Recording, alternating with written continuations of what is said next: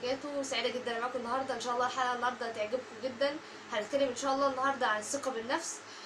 وطبعا احب اعرف بس رأيكم الاول، ايه معنى الثقة بالنفس او ايه التعريف ده؟ الثقة بالنفس هو احساس بيوجد داخل الشخص نفسه. يعني انا دلوقتي مش ينفع اكتسبها، مش ينفع يبقى معايا بالفطرة ومولود فيها، لا. ده الثقة بالنفس دي احساس بيجي بالشخص بقيمة نفسه. بتظهر فين بقى؟ بتظهر على افعاله، في تصرفاته. بيبدأ يتكلم بشكل كويس قدام الناس، بيبدأ افعاله نفسها تبقى بشكل كويس، مش خايف اصلا من الاحراج، مش خايف من اي حد، بمعنى صح واثق من نفسه، واثق من حركاته، واثق من افعاله، واثق من حاجات كتير. يبقى الثقة بالنفس هو احساس الشخص بقيمة نفسه. طيب في ناس هتقولي هو الثقة بالنفس فطرية ولا مكتسبة ولا ممكن انا اتدرب عليها؟ الثقة بالنفس ممكن نقول انها فطرية، الواحد بيبقى مولود بثقة بالنفس ب6%، يعني النسبة نفسها 6%. وببدأ بعد كده المكتسبة ممكن ياخدها من الافراد بنسبة 94%. وبعد كده بيتدرب عليها. هو الثقة بالنفس يعني بنتدرب عليها؟ ممكن نتدرب عليها بنسبة 100%. طب ناس هتقولي يعني الثقة بالنفس، يعني انا لو واحد مثلا، لو بنت جايه تقول لي انا مش عندي ثقة بالنفس، هقول لها لا، هو انت عندك ثقة بالنفس في امور معينة، وليكن انت بتكلمي بابا وماما زي ما بتكلمي ناس بره. هتقولي لا، انا بتكلم مع بابا وماما كويس جدا، بطلب منهم طلبات اللي انا عايزاها كويس جدا. معنى كده ان انت في ثقة بالنفس عندك في امور معينة او في مواقف معينة. وفي برضو ما فيش ثقة بالنفس او الثقة بالنفس مهزوزة في حاجة معينة. ممكن تلاقي واحده مثلا ماشيه في الشارع ويروح مثلا حد رامي عليها كلمه، تلاقي نفسها عماله تبص في لبسها، انا في حاجه غلط في لبسي. ما هو انت لو الثقه بالنفس عندك عاليه انك اصلا مش هتلتفتي الكلمه جايالك. تمام. في ناس هتقولي طب الثقه بالنفس دي بتيجي منين، او بمعنى صح انعدام الثقه بالنفس دي بتيجي منين؟ لو انا مثلا الثقه بالنفس معدومه بتيجي منين؟ اول حاجه بتيجي من تهويل الامور. في ناس بتهول الامور جدا، والمواقف عندها تهويل في الامور، الموقف اللي مش بيبقى مستاهل اصلا وتلاقيها مكبراه.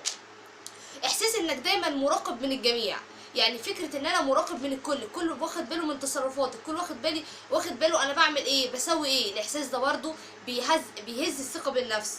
الخوف والقلق دايما من ان انا اصدر اي فعل الباقي او اللي حواليا يلوموني عليه، او معنى صح احس بالاحراج. انت فعلا لو حد واثق من نفسه، انت فعلا لو حد واثق من نفسك، ايه المشكله لما انا اغلط؟ وايه المشكله لما الناس مثلا تشوفني وانا بغلط؟ مش فيها مشكله، الانسان كله غلط بمعنى صح. الاحساس نفسه احساس الانسان ان هو ضعيف. يعني الشخص اللي تلاقيه مذبذب ده او اللي مش عنده ثقه بالنفس قوي، هتلاقيه هو اصلا من جوه حاسس ان هو ضعيف، حاسس ان هو مش ليه كيان، حاسس ان هو حتى ما مش بيسيب اثر في المجتمع نفسه. احساس الضعف نفسه. طب في حاجه كمان من اسباب انعدام الثقه بالنفس. يعني في ناس مثلا بتقول ايحاءات، وطبعا دي اللي هنتكلم عليها التمارين دلوقتي كمان شويه. بتقول ايحاءات لنفسها زي مثلا انا فاشل، انا كذا، انا كذا. طيب في برضو الناس برضو الثقه بالنفس معدومه عندها من تجربه. يعني ممكن يكون مثلا دخل دراسه او دخل مشروع وفشل فيه، فبتلاقي الثقه بالنفس مهزوزه عنده. ممكن تكون دخلت تجربه عاطفيه وفشلت فيها، ممكن تلاقي الثقه مهزوزه عندها، وهكذا. من تجربه فشل او تجربه مش ناجح فيها، فبالتالي الثقه بالنفس بتتهز عنده. طيب في حاجه برضو ممكن الثقه تتهز من نتيجه من موقف توبيخ. يعني مثلا مامته او باباه بوبخوه قدام الكل، مثلا مدرسه غلط فيه، مثلا في قاعد في محاضره او كده، او المحاضر مثلا غلط فيه، فهتلاقي نفسه بمعنى صح بعد كده قال انا لا، انا مش هقوم ولا اقف ولا اتكلم بعد كده عشان مش حد يقول لي حاجه. فتلاقي الثقه بالنفس نفسها مهزوزه. نظره الاقارب والاصدقاء دايما، يعني احنا ممكن تلاقي مثلا معظم الاصدقاء او السلبيين حوالينا، الاحباط، الكذا الكذا، كل واحد بيقول كلمه بيكسر فيه. تمام يا جماعه؟ طيب النقطه اللي انا عايزه اتكلم عليها النهارده في الفيديو ان شاء الله، يمكن هي مهمه جدا لو احنا فعلا خدنا بالها مننا. انا لما بقول انا فاشل، يعني كلمة الأنا دي، تعال نشوف الأنا دي، يعني كل واحد مش عارف نفسه قد ايه. الإنسان يعني أنت عبارة عن شوية معجزات فوق بعض. لو فكرت القلب نفسه بيدق فوق من 60 ل 80 دقيقة يعني بيدق من 60 ل 80 دقة في الدقيقة. أنت متخيل؟ العينين نفسها بتميز 10 مليون لون في الثانية. عضلات تركيز العين نفسها، العضلات اللي في العين التركيز بتتحرك مليون مرة في اليوم. الخلايا بتاعت التذوق بتاعت اللسان بتتغير كل 7 أيام. يعني حد متخيل يا جماعه؟ انت اصلا معجزه. يعني الانسان نفسه لو بص لنفسه، يعني احنا لو فتحنا جسم بني ادم وخدنا منه الحاجات اللي في المخ، ممكن تشغل طاقه كهربائيه لمده 3 ايام لمدينه. يعني انت اساسا كبني ادم معجزه من معجزات الله. لما تيجي تقول بقى في الاخر انا فاشل، انا مش نافع، انا مش هنجح، انا كذا، انا كذا، تبدا تدي ايحاءات سلبيه. العقل الباطن والعقل الغير باطن، او العقل اللاواعي والباطني، ما بيفرقش بين الحقيقه والخيال. يعني لو قلت له انا فاشل، هو اصلا بياخد المعلومه من كتر التكرار فيها وبيبدا يتصرف على اساس انك فاشل فعلا. ما بيفرقش بين الحقيقه او الخيال، ما بيفرقش انك فعلا فاشل ولا لا، هو يبدا ياخد الامر اللي انت اديتهوله او الايحاء اللي انت اديتهوله يبدا يتصرف عليه. فعشان كده انا عاوزه اثبت لكم بتجارب او شويه تجارب ان كميه الايحاءات دي ممكن تاثر علينا قد ايه. تعالى نشوف التجارب ان شاء الله. يلا. طبعا التجربه اللي احنا هنعملها دلوقتي دي يعني عاوزه اعرفكم الايحاءات دي بتاثر على البني ادم ازاي، انها ممكن تغير بني ادم وتفكير بني ادم ازاي، انها ممكن تغير فعلا في التفكير او ممكن تغير بني ادم او شكل بني ادم او حياه بني ادم ازاي.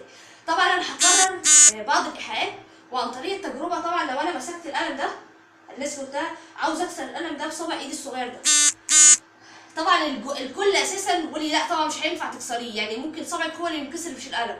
لا يا جماعه، عن طريق الايحاءات الايجابيه، عن طريق الايحاءات وشحن الطاقه اصلا بجسم الانسان ممكن انت تعمل اي حاجه، ممكن تكسر الباب، ممكن تكسر اي حاجه. تعالوا كده خليكم معايا. طبعا هنبدا نكرر في الايحاءات نفسها، يعني انا هبدا اقول ايه؟ انا قويه، انا قويه، انا عندي ثقه بالنفس، انا هوصل لحلمي، انا هوصل لحلمي، انا عندي ثقه بالنفس، وابدا احدد الهدف في نص القلم بالظبط. انا قويه، انا عندي ثقه بالنفس، انا هوصل لحلمي، انا هقدر اكسر القلم، انا هقدر اكسر اي حاجه ممكن تقف قصادي، انا هحقق حلمي، انا قويه، انا عندي ثقه بالنفس. 1 2 3. طبعا القلم اتكسر معانا اهو. وعلى فكره في تجارب كتير جدا، يعني ممكن موضوع البطاطسايه، لو احنا جبنا بطاطسايه وحطيناها على كوبايه وجبنا شاليمو وركزت الهدف على البطاطسايه وبدات تشحن نفسك بالايحاءات الايجابيه وتدخل الشاليمو في البطاطسايه هيدخل. وغير كده وغيره حاجات كتير، تمارين جدا كتيره ممكن الواحد عن طريق الايحاءات الايجابيه نفسها يقدر يوصل لاي حاجه هو عايزها، يقدر يحقق حلمه، يقدر يبقى عن طريق الايحاءات دي يبرمج نفسه، يبرمج المخ بتاعه من اول وجديد خالص، يبرمج حياته من اول وجديد خالص. فمش يعني مش نقلل من كلمه الواحد بيقولها لنفسه، كلمه انا فاشل، انا مش نافع، انا مش هوصل، انا مش هحقق، انا مش هوصل للكليه اللي انا عايزها، انا مش هحقق، مش هوصل للوظيفه اللي انا عاوزها، انا مش هلاقي في شريك حياتي، انا مش هلاقي البنت اللي انا عايزها. الكلام ده يا جماعه بيدخل على المخ ويبدا يشتغل على اساس كده فعلا، انك مش هتلاقي، انك مش هتوصل، انك مش هتعمل، انك كذا، انك كذا، انك كذا. فالموضوع نفسه الايحاءات كل واحد ياخد باله منه، وهو ده سر او من اسرار الثقه بالنفس الايحاءات. يعني لو وقفت كل يوم في المرايه بدات تدرب نفسك، انا مميز، انا مميز، انا كنت بعمل كده فعلا، انا مميز، انا عندي ثقه بالنفس، انا واثقه من نفسي، انا كذا، انا كذا، انا كذا. الايحاءات نفسها بتاثر على الجسم وبتاثر على المخ بطريقه رهيبه، بتبدا تتصرف على سنك كده فعلا. فمش حد يتهاون من كلمه بيديها لمخه. لو سمعت ان اللي حواليك بيهزوا فيك او بيقولوا لك كلمه سلبيه، اعمل الغي، وقف، امسح، دخل مكانها انت فاشل، شكرا انا فاشل، شكرا انا مش فاشل، او مثلا انا مميز، دخل كلمه مكانها ايجابيه. الايحاءات نفسها بتاثر على النفس وعلى البرمجه بتاعت المخ، بتاثر على الانسان كله. دي كانت حاجه بسيطه جدا من الثقه بالنفس. ان شاء الله باذن الله نشوفكم الفيديو الجاي يوم الاحد في سلسله اختار صح. السلام عليكم ورحمه الله وبركاته.